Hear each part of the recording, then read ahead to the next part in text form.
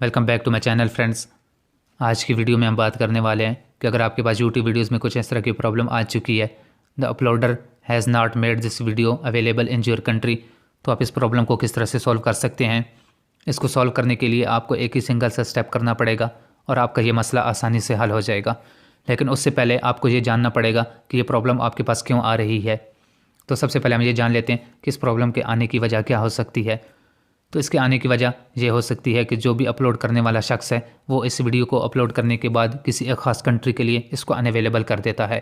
और अगर ऐसा नहीं होता तो ये भी हो सकता है कि वीडियो अपलोड होने के बाद यूट्यूब खुद ही उसको उस कंट्री के लिए अनअवेलेबल कर देता है, क्योंकि वो वीडियो उस कंट्री के लिए सेंसिटिव होती है या कोई भी और वजह हो सकती है जिस वजह से वो उसको अनअवेलेबल कर देता है। तो आपने इस वीडियो को किस तरह से अवेलेबल करना है अपनी कंट्री के लिए, सबसे पहले आपको ये जानना पड़ेगा कि ये वीडियो किस कंट्री से अपलोड की गई है।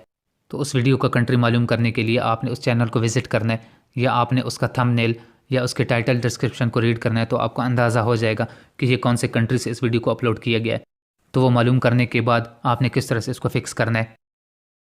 उस वीडियो की कंट्री को मालूम करने के बाद आपने अपने प्ले स्टोर को ओपन करना है। अब आपको अगर कंट्री मालूम हो चुका है तो आपने उसी कंट्री का VPN यहाँ पे सर्च करना है। फॉर एग्जांपल वो वीडियो यूके से अपलोड की गई थी तो आपने यूके का कोई भी VPN यहाँ पे सर्च करना है। सर्च करने के बाद आपने उस VPN को यहाँ पे इंस्टॉल करना है। इंस्टॉल करने के बाद आपने इस VPN को कनेक्ट करना है। कनेक्ट करने के बाद आपने दोबारा से उस वीडियो को प्ले करना है, तो वो आपकी आसानी से प्ले हो जाएगी क्योंकि वो वीडियो इस कंट्री के लिए तो अवेलेबल होगी।